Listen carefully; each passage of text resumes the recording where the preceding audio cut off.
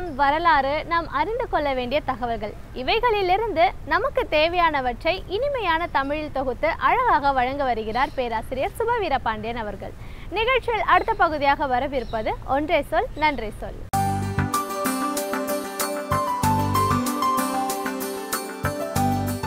அனைவருக்கும் வணக்கம். ஒரு கலையின் பயணம் என்னும் ஒரு நூலை அண்மையில் படிக்கும் வாய்ப்பு கிடைத்தது. மு. கலைவாணன் அந்த நூலை எழுதியிருக்கிறார். பொம்மலாட்ட கலையை இன்றைக்கு தமிழகம் முழுவதும் கொண்டு போய் கொண்டிருக்கிற கலைவாணன் அந்த நிகழ்வுகளில் அவருக்கு ஏற்பட்ட அனுபவம், எப்படி அந்த பொம்மலாட்ட கலை மக்களுக்கு பயன்படுகிறது என்பன போன்ற செய்திகளை எல்லாம் அந்த புத்தகத்திலே அவர் வடித்து தந்திருக்கிறார். அவர் மறைந்த கலைமாமணி முத்துக்கூத்தன் அவர்களினுடைய மகன். முத்துக்கூத்தன் அவர்களை அறியாதவர்கள் இருக்கலாம், ஆனால் அவர் எழுதிய சில பாடல்களை அறியாதவர்கள் தமிழ்நாட்டில் இருக்க முடியாது. 1000 கைகள் மறைத்து நின்றாலும் ஆதவன் மறைவதில்லை, ஆணைகளிட்டே யார் தடுத்தாலும் அலைகடல் ஓய்வதில்லை, ஆடிவா ஆடிவா ஆட பிறந்தவளே ஆடிவா என்று அவர் எழுதிய திரைப்பட பாடல் ஒலிக்காத தெருக்களும் வீடுகளும் இருக்க முடியாது. எத்தனையோ வில்லு பாடல்களை, பொம்மலாட்ட நிகழ்ச்சிகளை நடத்தியவர் முத்துக்கூத்தன் அவர்கள். அவருடைய மகன் கலைவாணன் தன் குடும்பத்தோடு தன் தந்தைக்கு பிறகும் அந்த கலை பயணத்தை தொடர்ந்து கொண்டிருக்கிறார். அந்த பயணத்தில் கிடைத்த அனுபவங்களின் சில பதிவுகளே இந்த புத்தகம். அந்த புத்தகத்தை புரட்டியவுடன் முதல் பக்கத்தில் அவர் எழுதியிருக்கிற அந்த வரிகளே நம்மை சில மணித்துளிகள் அந்த இடத்திலேயே நிற்க வைத்து விடுகின்றன. என்னை ஒரு பொறியாளராகவோ மருத்துவராகவோ படிக்க வைத்து படிப்பாடி ஆக்காமல் பொம்மலாட்டத்திலும் வில்லுப்பாட்டிலும் பயிற்றுவித்து ஒரு படைப்பாளி ஆக்கிய என் தந்தைக்கு இந்த நூல் காணிக்கை என்று எழுதியிருக்கிறார். எந்த பிள்ளையும் எப்படி வருத்தப்படுவான் என்றால், என் அப்பா என்னை ஒரு மருத்துவராக ஒரு பொறியாளராக படிக்க வைக்கவில்லையே என்றுதான் வருத்தப்படுவான். ஆனால் இந்த பிள்ளை வித்தியாசமாக சிந்திக்கிறது.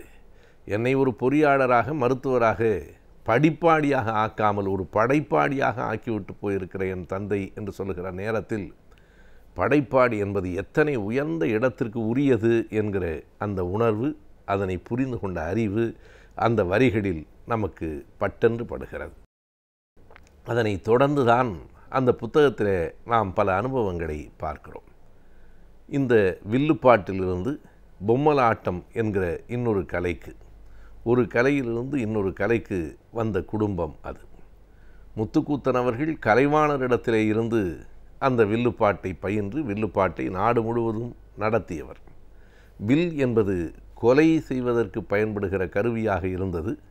அந்த கொலை கருவியை கலைக்கருவியாக மாற்றிய நிகழ்வுதான் வில்லுப்பாட்டு.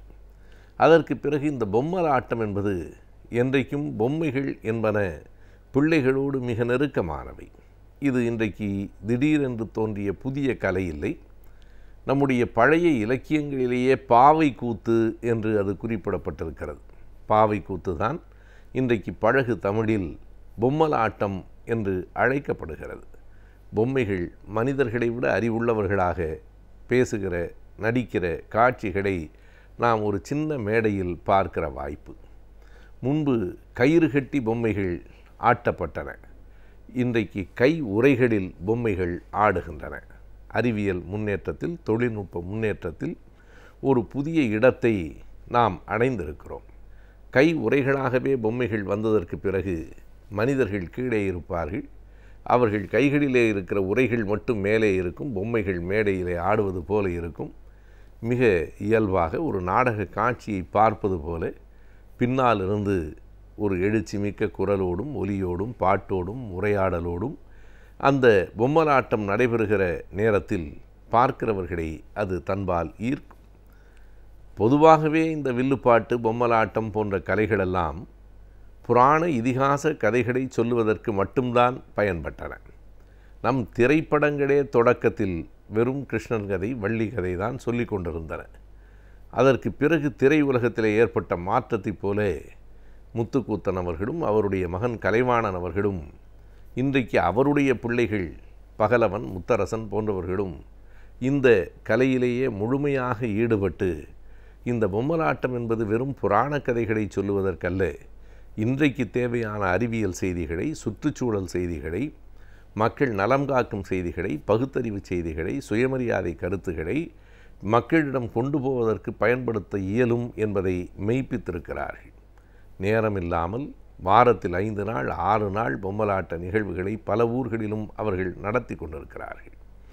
1975க்கு பிறகு தொடங்கி இன்றைக்கு வரைக்கும் ஓயாமல் ஏறத்தாழ 6000 பொது நிகழ்ச்சிகளை தமிழ்நாட்டிலே அவர்கள் நடத்தி இருக்கிறார்கள் என்பது ஒரு குறிப்பிடத்தக்க சாதனை.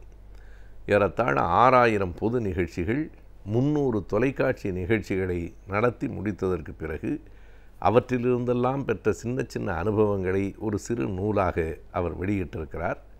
காட்டாங்குளத்தூரில் இருக்கிற முத்து மரகதம் பதிப்பகம் அந்த நூலை வெளியிட்டிருக்கிறது. அதில் அவர் பெற்ற அனுபவங்கள், தொலைக்காட்சிக்கு உள்ளே போகிற போது எப்படி இது மக்களிடம் போய் சேருமோ என்று அங்கிருந்த அதிகாரிகள் எண்ணி பார்த்த விதம், பிறகு அதற்கு கிடைத்த வரவேற்பு எல்லாவற்றையும் பதிவு செய்திருக்கிறார். 1980களில் தொலைக்காட்சியில் அந்த ஆண்டு நடைபெற்ற அந்த படைப்புகளில் இது சிறந்ததாக தேர்ந்தெடுக்கப்பட்டு பாராட்டப்பட்டும் இருக்கிறது.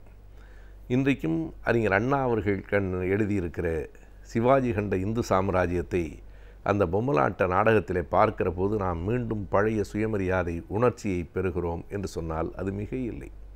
அந்த நாடகம், அந்த பொம்மலாட்டம் எவ்வளவு உயிர்ப்போடு இருக்கிறது என்பதற்கு கலைவாணன் குறித்திருக்கிற ஒரே ஒரு செய்தியை நாம் பார்க்கலாம். திண்டுக்கல் மாவட்டத்தில் இருக்கிற எரியோடு என்கிற ஒரு சின்ன கிராமத்தில் 1981ஆவது ஆண்டு இந்த பொம்மலாட்ட நிகழ்ச்சியை நடத்தி கொண்டிருக்கிற போது கீழே இருக்கிற இவர்களின் மீது மண் வந்து விழுந்திருக்கிறது. என்னடா மண் வந்து விடுகிறதே என்று வெளியே எட்டி பார்த்தால் அந்த பொம்மலாட்டத்தை பார்த்து கொண்டிருந்த ஒரு மூதாட்டி கோபப்பட்டு அந்த பொம்மையின் மீது மண்ணை வாரி இறைத்திருக்கிறார். அந்த பொம்மை வேறொன்றும் இல்லை, அது ஒரு முதலாளி பொம்மை. அது தொழிலாளி பொம்மையை பார்த்து சொல்லுகிறது, கூலி வேலை செய்கிற நாய், உனக்கு என்ன பிள்ளையை கொண்டு போய் ஆஸ்பத்திரியில் காட்டுறதுக்கு நேரம்? நீ பிள்ளைய ஆஸ்பத்திரியில் காட்ட போனால் இங்கே இருக்கிற வேலையெல்லாம் யார் பாப்பா?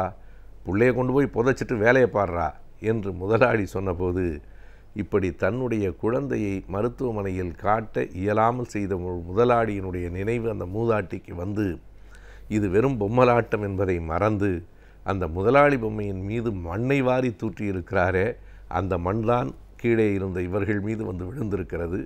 அது மண்ணல்ல, அதுதான் புகழ் மாலை. அந்த பொம்மலாட்ட காட்சியை பார்த்து ஒன்றிப்போன மக்களினுடைய வெளிப்பாடு என்று அவர் பதிவு செய்கிறார். இப்படி மக்களோடு மக்களாக நின்று மக்களிடம் நல்ல கருத்துக்களை கொண்டு போகிற பொம்மலாட்ட பயணம் பற்றிய கதைதான் ஒரு கலையின் பயணம் என்னும் இந்த புத்தகம்.